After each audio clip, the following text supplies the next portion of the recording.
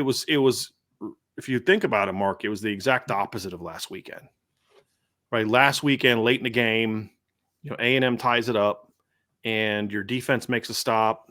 Your offense gets rolling. Finally, they get a score. Your defense makes another stop. Your special teams puts the game away with a field goal. All three phases of the game made plays for you to win that football game. You then fast forward a week later against Northern Illinois, and you have the offense sputters the whole game, but they throw the late pick. Your defense then lets them go on a 5-minute drive, converting, I think, 2 third downs and a 4th down to get into field goal range to make the kick. And then I don't really put it on the special teams as far as the 62-yard field goal, because that kid should have never been put in position to kick a 62-yard field goal. That's outside his range. There's more that should have been done. They didn't handle the clock well on that series, but look, they had a shot to maybe have a miracle and they couldn't get it done. And every phase of the game that just couldn't get it done, Mark. And it was a very fitting end for how the game went. The offense couldn't make plays. The defense couldn't stop Northern Illinois when they needed to. And Northern Illinois dominated them in the trenches on both sides of the ball. That's the most stunning thing from the entire weekend. And when you think about a loss like that, sometimes, Mark, you and I have been covering football a long time. There's those weird games where just the ball wasn't bouncing your way that day. If anything, the ball bounced Notre Dame's way a decent amount in that game. Think about the muffed kickoff at the beginning. They just flat out got beat. There was no this fluky play and that fluky play, and you could maybe toss that first seam route. But that was just about Northern Illinois kicking Notre Dame's butt. That's what it was about. And that's probably the most sickening feeling from the whole thing is that right there, is that they flat got dominated. And that is the tough thing to swallow about this game. But this is not isolated to this team and against this level of opponent. Some of the early season struggles at Florida State and a few other scares have been not fluky plays, not 0 for 3 on field goals, special teams gaffes, but there have been a lot of power teams that I've seen this year inexplicably get manhandled or at least suffer a stalemate against a team that you would assume there is a huge talent advantage over and a strength and conditioning advantage over at the line of scrimmage.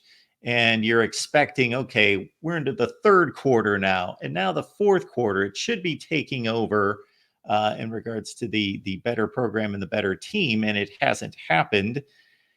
And I hate to experience another college football season, and because what the overreactions are, and say, wow, this season's crazy, because I don't necessarily think that's the case. We can go through the first 2 weeks of many seasons and say X, Y, and Z happened, which was unexpected.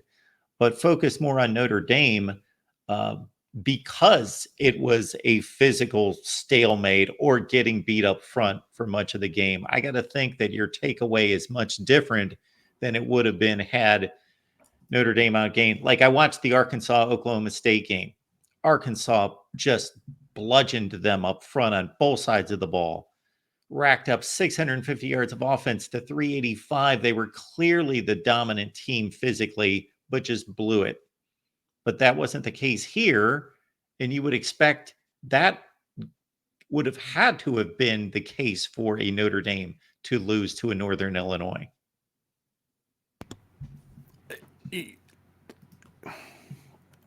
I'm not often speechless, Mark, but like in this one I am. I mean, you could say, okay, well, even if that's the case, shouldn't Notre Dame be better athletically to where they at least go and make enough plays where, yeah, maybe it was a closer game than it should have been. Perfect example, Penn State, Bowling Green. I mean, Penn State had a very clear letdown game after going on the road in a bit of a growing rivalry, tough opponent against West Virginia. Some people thought maybe West Virginia could pull off the upset, and they gave it everything they had to come back, and they had a letdown game. They weren't locked in against Bowling Green. They fall behind 17-7. But what happened in that game? You watched that game. Penn State guys said, okay, guys, it's enough of this. I'm going to go make this play. I'm going to go make this play. I'm going to make a play. I'm going to step up. I'm going to make this stop. I'm going to make this throw, make this block, make this tackle, make this run. Notre Dame never had that. I mean, and the crazy thing is the few guys that did step up and make plays outside of Xavier Watts they're young guys. Jaden Alsbury, Christian Gray, Jeremiah Love. The captains, none of them stepped up. They got 6 captains, and like not one of them stepped up and made a play in this game in a meaningful situation. And so you just kept waiting on it, right? You kept waiting on Notre Dame to do what Penn State did, which is, hey, look, we'll figure it out. We'll go make this play. And it just never happened. And that is the thing that, even looking beyond this game, is the most concerning part about it. Because you could just chalk this up to a bad week, and they played out of their minds, and we had some bad breaks, and you could look at it that way if you're a Notre Dame fan or if you're a Notre Dame coach, but it went beyond that, Mark. And I can, as a coach, I can clean up technical stuff and missed assignments and missed tackles and bad routes or bad throws, but when you just flat out don't compete and you get out physical and you just get out tough, I don't know how to fix that, especially when the week before you were the exact opposite. And that's what's so weird. Like, Florida State's a shocker, but Florida State played the same way in both games. I mean, they showed no heart. They showed no toughness. I mean, it's just, that's who they were. Notre Dame came out in the first week and had the best win so far, in my opinion, of the college football season, up until, outside of Texas going on the road and beating Michigan. I think Texas A&M's better than Michigan this year, but perception-wise, it's a better win. Michigan's certainly a more established team, and based on what they've done. And then for that team to show up a week later and do that, it's like, I don't know what the heck I'm watching here. Like, the teams that have been bad have just they're just not as good, right? And but for Notre Dame, it's like in 1 week you look like a legit title contender, or at least playoff contender. To the next week, you're like, dude, I don't know if they're going to beat Purdue the next week. And it's just, I don't know that I've ever experienced something like that before with a team that had the expectations that this team had. You went straight to the destination that I was going to go to, Florida State. So there are obvious issues there that stem well beyond just, okay, we're getting beat up front. So leaving them alone, yes, because the team's going to do one of two things coming off what they suffered against Georgia Tech. They're either going to say it's going to be a wake-up call, they're going to get it together and get motivated and determined, or they're going to lack confidence. They're going to feel like this season's lost. They're going to start pointing fingers. They're going to do all those things that seem to be the indicator against Boston College. Okay, Notre Dame comes off this huge win. And even if they're patting themselves on the back or receiving all the pats on the back that they received from everyone, they've got everything to play for. Their season's in front of them. So even if they walk onto the stadium turf for the kickoff and they're a little less motivated, a little bit full of themselves, thinking Northern Illinois, we're good this week. What was the spread? 29. Of course, that number circulates. They know what that means. We're 4 touchdowns better than these guys, and we're just going to roll to a 42-10 win, and that's what it's going to be today. You would think after a series, 2, 3, that it kicks in that these guys are pretty good. The guy that's lining up in front of me, as you know better than I do, football's full of individual matchups. So Northern Illinois was obviously winning a ton of those individual matchups. Man, this dude that I've never heard of that's across from me that doesn't get to play on NBC or in primetime in front of millions of people every week, this dude's actually pretty good. Man, I got to respect this guy, and I better get going here. That just obviously never happened. Took hold.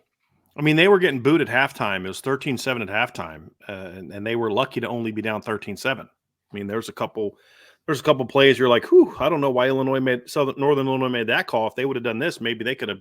It could have been 17-7 or 21-7. And they're just, so you think, okay, they're only, man, as bad as that half was, they're only down 6. You come out in that first drive of the second half, make a stop, score, you put this team away. And that's kind of how it went. They did make a stop. They went down and scored, but even then, they didn't have, like, there was no change in emotion. There was no change in energy. They just had Jeremiah Love make a ridiculous run and made a couple plays where I think Bo Collins made a play on that series as well. And then it was right back to what had kind of happened all game.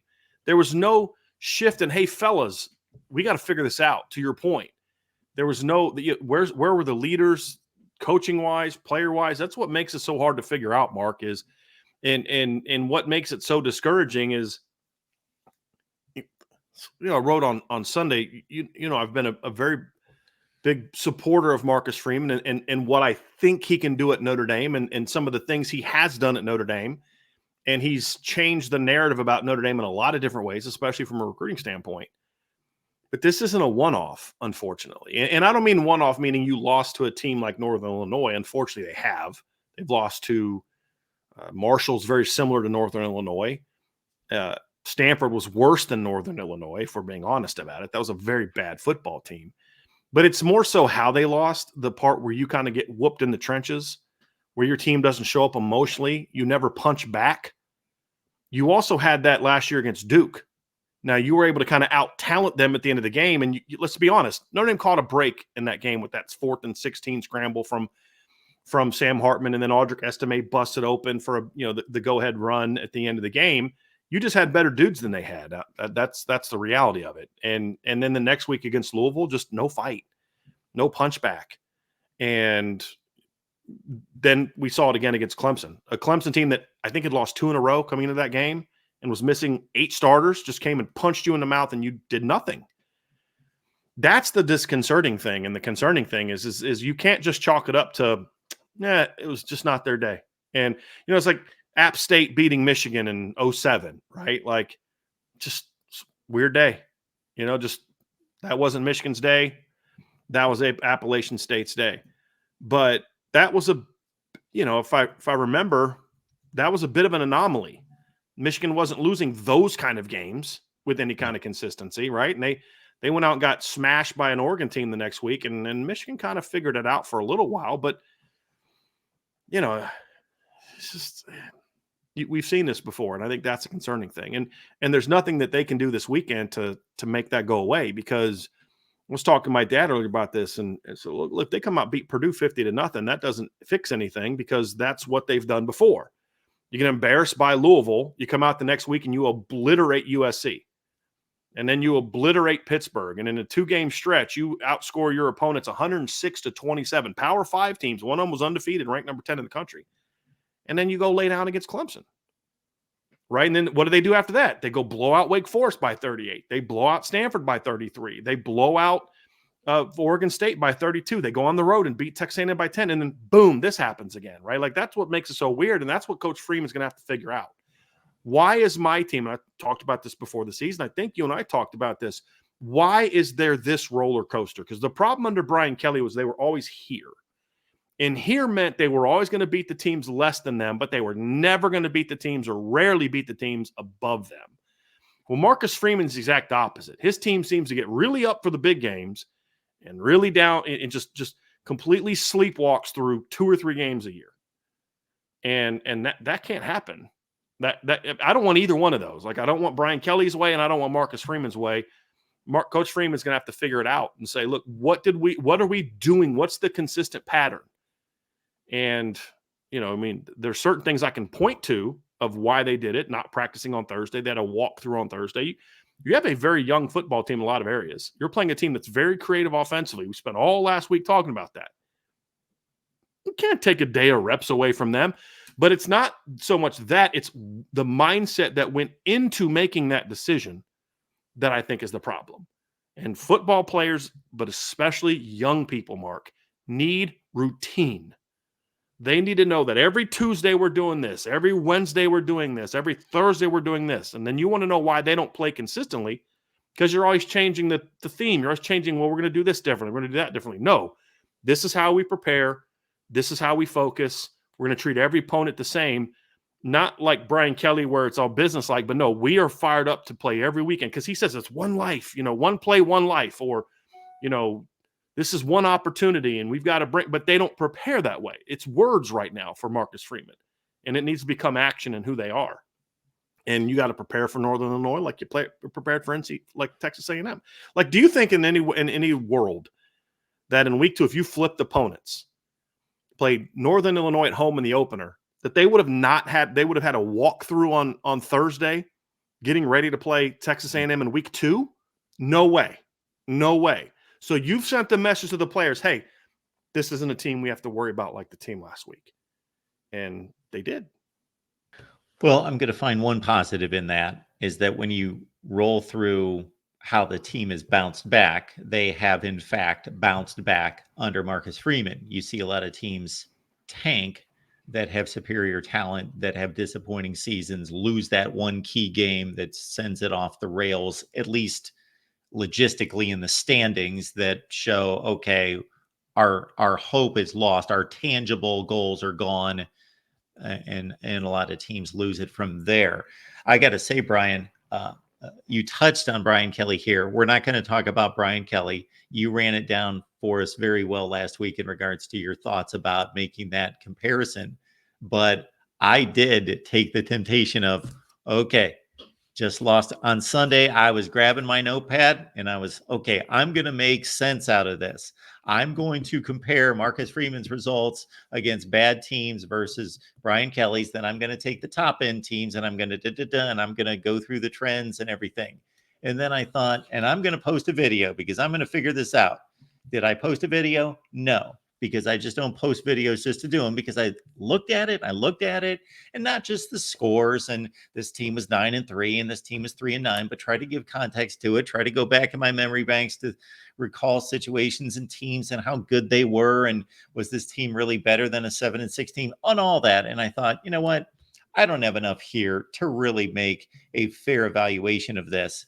Let's sit on this for one more season and see what we have here. But like you said a minute ago, Marshall, Stanford, Northern Illinois, for a program like Notre Dame, that's way too many in the span of 2 seasons and 2 games. But and then on the Brian Kelly end of it, again, I'm not going to make this a conversation about Brian Kelly, but what I discovered that I still haven't made sense of to look at really, again, this would be a fascinating conversation to have with you in the offseason, is to, go through the archives and say, this is what I'm remembering as the national guy that tries to watch everyone, that has a pretty good recollection of stuff, but it's not going to come anywhere close to yours. What am I missing, or what do I not remember about these games or these teams? But what I'm remembering based on looking at the records and seeing the scores and remembering, okay, I watched that game, but because what I was finding is Brian Kelly's record is a little bit better against quality opponents if you take away the rankings.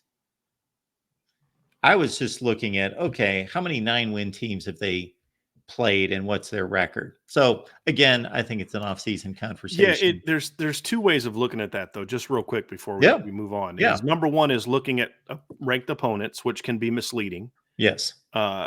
And then, but you also can't ignore it. So, for example, I've talked, the 2 polar opposites for me is 2015 against Georgia Tech.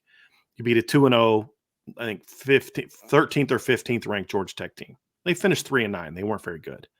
In 2013, you beat an unranked Michigan State team in a close game. Well, that team finished 13-1, and right, what was the better win? But you can't also ignore the ranking, because there is the mental part that goes into the game where your perception is that this is a big moment, right? And so there's a lot of different ways to look at that. So, but last 3 years of Brian Kelly's tenure, they were 5-5 against ranked opponents. Marcus Freeman's 8-4 against ranked opponents. But Brian Kelly didn't lose to Marshall. He didn't lose at home to a bad Stanford team. He didn't lose at home to. So it's like neither's good. Neither's good enough for Notre Dame. And Brian Kelly needed to figure out how to beat the best teams, and Marcus Freeman's going to have to figure out how to beat the worst teams. And that's basically what it comes down to. He's going to have to figure that out. How healthy is Riley Leonard? Not. I mean, the thing is, Notre Dame's not telling us anything. So all we have is the report from On3 that they heard from sources. I've talked to some people that I trust, and they've confirmed that this is also true, that he has a labrum problem on his left shoulder. I don't believe it was something that they I don't believe it's something that they are doing surgery on, obviously. And I'm told he's going to play, but that's a painful injury. And I know that they can put a shot in it and all that, but that's a painful injury. And so that's a concerning thing for me, because, I mean, this is a guy whose game is built around being a dual threat. You take that away and he's not as effective. And so it's a concern. How to the degree that he's injured, I don't know that because all they're saying is he's not on our injury report and we expect him to play on Saturday. He's a practice. Okay, that doesn't tell me anything. But that's all we're getting from Notre Dame because that's how, yeah. It's funny you bring that up, Brian, because I don't know that anyone cares about my personal stories, but just on Monday, I was lifting some heavy weights for the first time in a long time with a buddy of mine. And I was on the bench and I was bringing it back from probably too deep and I exploded. And yeah, I felt and I heard, and I didn't tear it to an extreme or I wouldn't be sitting here with no issue, but I did to a certain extent because it's bruised. It's bruised my foot. Like I did something, and range of motion is like that compared to that right now. And yeah. So I can relate to that to a certain extent. And if that was on my throwing shoulder, forget it.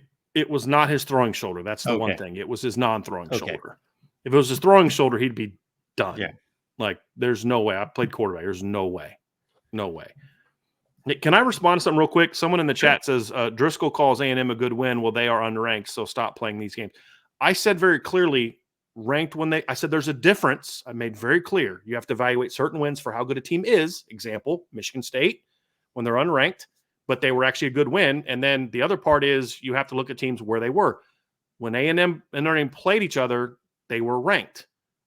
Right? I said very clear there's two types of wins. So you not understanding that's not a me problem. I'm being very consistent. I said there's two ways of looking at it. I just want to make sure we're clear because apparently he didn't hear what I said. I said it's when they play, when they're ranked, you have to look at it that way, but then also be able to go back and look at it and see what was the quality of the opponent at the end of the year, which is why I've always given Brian Kelly credit for beating a really good Michigan State team, even though technically it was over an unranked team. So there's two ways you got to evaluate that when you're looking at a football team. The problem with Marcus Freeman is in the moments where it's considered a big game, his team tends to play well. When it's not considered a big game, his teams don't. And that's the problem. And that's what has to be addressed. The game being selected for the ABC Fowler Herb Street game on a Saturday night gives some indication to it being a quality game, number one, and not that I put my stock solely in that. But we all know Texas A&M's talent and their recruiting, and we know how good Mike Elko is. That's Texas A&M may finish the season 9-3. They may be 5-7. They may go 3-9. They may go 3-9. I'm going to guess they're going to be 7-5 or 8-4. Would be I would actually put money on one of those two records right now. Right, they're a good team. But this is the point, and this is what needs to be understood. Had Notre Dame played against Northern Illinois with the same focus and intensity that they played against Texas A&M, are they 1-1 right now? Or are they 2-0 right now? They're 2-0 right now. And that's the point. I'm not defending Marcus Freeman. I actually think this is worse than always being here. This is worse because now you don't know. You knew what to expect from Brian Kelly. If they were playing an unranked team, they were going to win. You didn't worry about games like this. When they played a good team, you were like, not sure they'll probably win if they're like 15-25. If they played a top 10 to 15 team, they were most likely going to lose a lot of times. That's just how it was. The thing that's frustrating about this one is you don't know what team's going to show up from week to week. Because 3 weeks after losing to a 3-9 Marshall team, whose wins were over Colgate and a 1-point win over, I think, Washington State, their only other win was Notre Dame. 3 weeks later, you beat number 4 Clemson by 3 touchdowns. 2 weeks after losing to Marshall, you go blow out Drake May in North Carolina, who won 9 games and played in the ACC championship. That's the frustrating part. This isn't a defense. That's actually bad. I don't like that. You've got to fix that. And that's the point. We do an Iowa show, Brian, on Tuesdays, and our buddy Corey Bratta gave a very sound synopsis of coaching blunders, timing issues, game management, play calls inside the 5-yard line that didn't make sense, et cetera, et cetera. And I checked him off. I tried to challenge him, but it was pretty airtight. Some of it was, okay, there's a debate on both sides of the coin, but most of it was pretty airtight. having not seen most of the Notre Dame game, were those so your issue with the coaching is the overall preparation. Were Mhm. there game management type of decisions or schematic issues that you had with this game? To a degree, I mean, Notre Dame's overall offensive game plan was very dry. I didn't love that. They didn't run Riley Leonard a whole lot. Come to find out, it's most likely because he had the labrum issue. I would imagine that's why they backed out on that. But there's some clock management issues late in the game, letting the clock run down to the 2-minute warning. I personally would rather have used the timeout than use the 2-minute warning. That's just more of a personal preference for me as an offensive coach. I'd rather have more time and less timeouts than less time and more timeouts. It's just maybe Mike Denbrock's different. Maybe the PFF guy that's the analytics guy next to him is that. But end of the day, it was more so just about execution. One of the, for example, my biggest beef is probably late in the game on the play where he threw the late interception. It was 2nd and 1. You're near midfield. I think they're at the 49-yard line. They took a shot, and it got picked off. Well, you can't throw the ball there. It's like, okay, I don't have a problem with the shot. I think 2nd and 1 at midfield's a great time to take a shot. And even if you get picked, you think the type of shot I would take, it's going to be downfield. You get tackled. They got to go. I'm not saying I want to pick, but the issue wasn't so much that they took a shot that I have a problem with, because that's easy, right? When a play doesn't work, then stupid play call. Like every call that doesn't work was a bad play call. No, it wasn't executed well, but sometimes it was a bad play call.